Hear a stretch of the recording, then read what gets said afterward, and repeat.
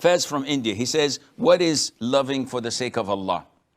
The Prophet said, alayhi salatu wasalam, in a beautiful hadith, and I think there is a lecture or more on my YouTube channel on this topic. A beautiful, authentic hadith without any doubt. The Prophet says, alayhi salatu wasalam, 3 things, if a person has them in him, he would find the sweetness of Iman. Imagine, Iman has a taste. One of them, without going to the whole thing, go and see the lecture. One of them is to love someone and to love him only for the sake of Allah. And they meet on this love and they depart on that love. And this is taken from the 7 under the shade of Allah Azza wa Jal. But the hadith, وَأَنْ يُحِبَّ الْمَرْءَ لَا يُحِبُّهُ إِلَّا لِلَّهِ. To love someone and he loves him only for the sake of Allah. I love Brother Faiz because he's rich. And whenever I'm with him, he always pays the bill when we have lunch or dinner.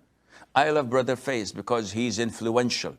He knows people in the government. He knows people in important places. I love him because he's funny. He's always cracking jokes. I love him because he is helpful. Whenever I need something, he gives a helping hand. All of this is not for the sake of Allah. I love Brother Faiz because he prays Fajr in the first row in the masjid. I love him because he memorizes the Quran. I love him because whenever I speak to him, he said, Jazakallahu khairan. And whenever I do something for him, he said, Ghafarallahu lak wa rahimallahu, and he makes dua for me. I love him because every time I sit with him, I learn a new meaning of an ayah or a hadith or a fiqh ruling. I love him because he is so kind to his parents, wife, children, and has good character.